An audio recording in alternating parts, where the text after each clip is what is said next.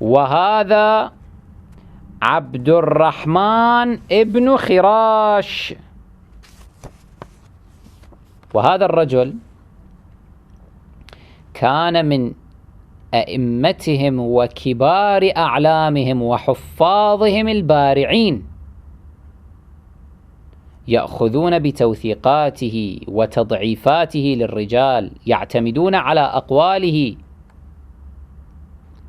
ولكن يتفاجؤون بأنه في أواخر حياته يترفض،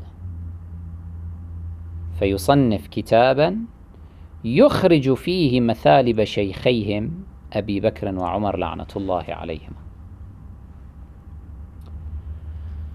يقول الذهبي في ترجمته، يقول: الحافظ الناقد البارع أبو محمد عبد الرحمن بن يوسف بن سعيد بن خراش المروزي ثم البغدادي.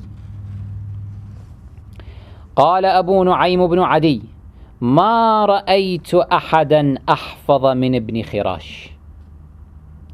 وقال أبو زرعة محمد بن يوسف الحافظ: خرج ابن خراش مثالب الشيخين وكان رافضيا. متى صار رافضيا؟ هذا ما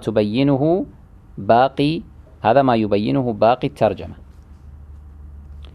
وقال ابن عدي: قد ذكر بشيء من التشيع وأرجو أنه لا يتعمد الكذب. سمعت ابن عقدة يقول: كان ابن خراش عندنا إذا كتب شيئا في التشيع يقول: هذا لا ينفق إلا عندي وعندك، أي هذا لا يروج إلا عندي أنا الذي أميل إلى التشيع، وعندك أنت يا ابن عقدة الذي تميل أيضا إلى التشيع. وسمعت عبدان يقول: حمل ابن خراش إلى بندار عندنا، أي إلى تاجر عندنا، جزئين صنفهما في مثالب الشيخين فأجازه ب2000 درهم، أعطاه 2000 درهم، بنى له بها حجرة ببغداد ليحدث فيها، فمات حين فرغ منها.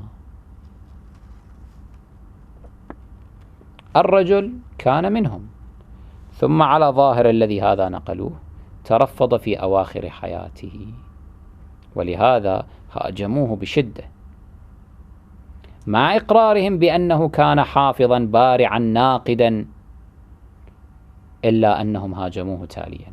مثلا ابن حجر بعدما ينقل ترجمته يقول: هذا والله هو الشيخ المغتر الذي ضل سعيه، فإنه كان حافظ زمانه، وله الرحلة الواسعة والاطلاع الكثير والإحاطة، وبعد هذا فما انتفع بعلمه فلا عتب على حمير الرافضة. أقول: بل الحمير هم أمثالك من الناصبة يا ابن حجر، فلولا أن حافظكم ابن خراش انتفع بعلمه لما ترفض وختم حياته بثلب شيخيكم. وإن زعمتم، والله العالم بحقيقة الحال، نحن لا نعول على مزاعمكم، وإن زعمتم أنه إنما ألف ذلك الكتاب ليحصل على هدية من ذلك البندار، أي من ذلك التاجر. على أي حال، هذا يكشف عن حقيقة أن الذي يكون رافضيا أو الذي يترفض يتشيع إنما يمضي في هذا الاتجاه. أي اتجاه هو؟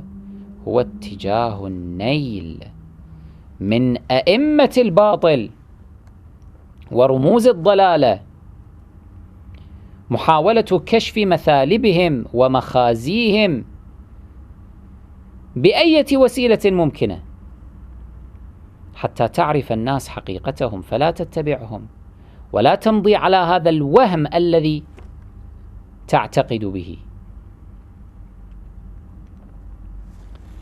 هذه 7 نماذج مع لواحقها تؤكد لنا بشكل قاطع أن سيرة أعلام التشيع كانت هي هذه: النيل من رموز الباطل وأعلام الضلالة.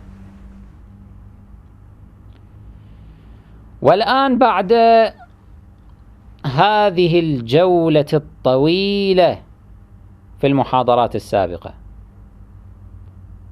صار واضحا كذب الادعاء بحرمة النيل مطلقا من رموز الآخرين، وصار واضحا أيضا كذب الادعاء بأن هذا لم يكن من سيرة أئمتنا وأصحابنا.